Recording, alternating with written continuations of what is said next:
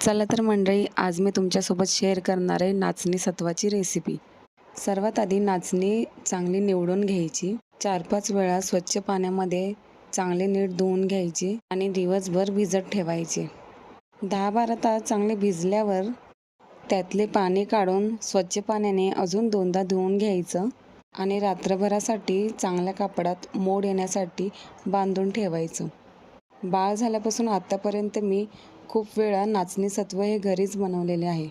नाचणी ही बारीक असल्यामुळे मूग मटकीसारखे त्याला मोठे असे मोड येत नाहीत आणि आपण जर ते जास्त वेळ ठेवलं तर त्याला वास येतो। दुसऱ्या दिवशी तुम्ही इथे पाहू शकता, असे बारीक बारीक असे मोड येतात।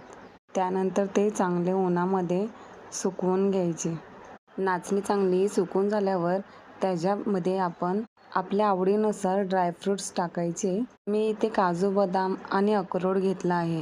त्याचसोबत मी इथे ओवा, जिरे, धने आणि मेथी देखील घेतलेली, जे की बाळासाठी आणि आपल्या शरीरासाठी देखील चांगली असते। त्यानंतर चांगलं तूप टाकून सगळी नाचणी ही खरपूस भाजून घ्यायची। तूप टाकून नाचणी भाजल्यामुळे त्याची चव खूप भारी लागते। त्यानंतर धने, जिरे, ओवा आणि मेथी देखील चांगली भाजून घ्यायची। ड्रायफ्रूट्स पण चांगले भाजून घ्यायचे। सगळे चांगले एकत्रित करून ते मिक्सरमध्ये वाटून घ्यायचं।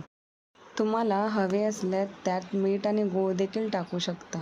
नाचणी चांगली वाटून झाल्यावर चाळणीने ती चाळून घ्यायची आणि पॅकबंद डब्यात भरून ठेवायचं। पिठामध्ये तेजपत्ता टाकल्यावर पीठ जास्त दिवस टिकते। व्हिडिओ आवडल्यास